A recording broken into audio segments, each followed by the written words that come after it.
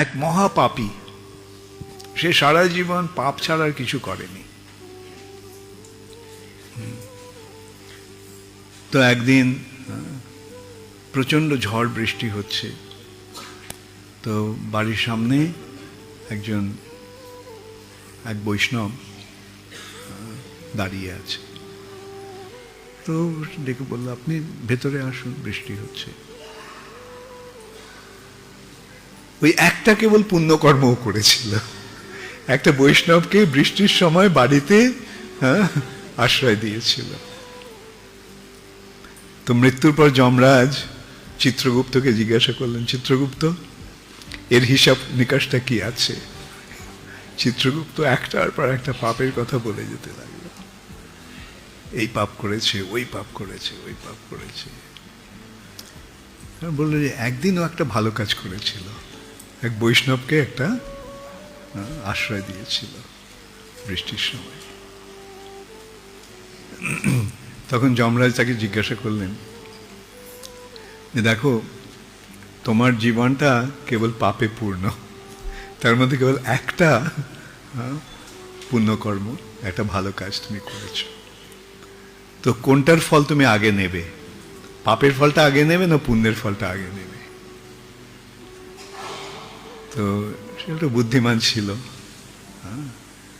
ও বললো আমি পুণ্যের ফলটা আগে নেব। তো ঠিক আছে, তোমার ওই এক পুণ্যকর্মের ফলে তুমি আবার একটা মনুষ্য জীবন পাবে।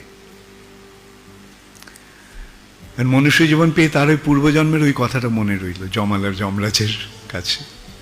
তখন ভাবলো, একটা বৈষ্ণবকে একটু আশ্রয় দিয়ে আমার যদি এই লাভ হয়, তাহলে এই জীবনটা আমি সারা জীবনটা বৈষ্ণব সেবায় লাগিয়ে দেব।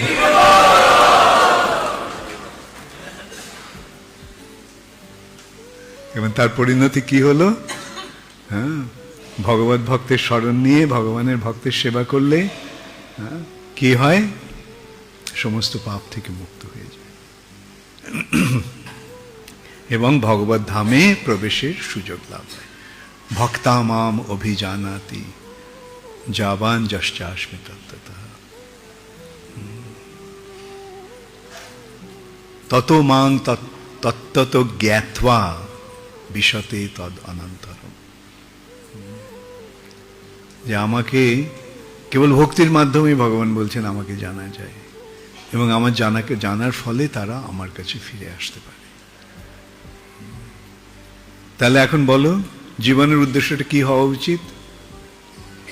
কে কে মনে করো যে ভগবানের সেবা এবং ভগবানের ভক্তের সেবা করাটাই জীবনের উদ্দেশ্য হওয়া উচিত? Very good. তো এই সেবাটাকে বিরক্তি সহকারে করব না প্রীতি সহকারে করব? মনে থাকবে তো? এমন নয়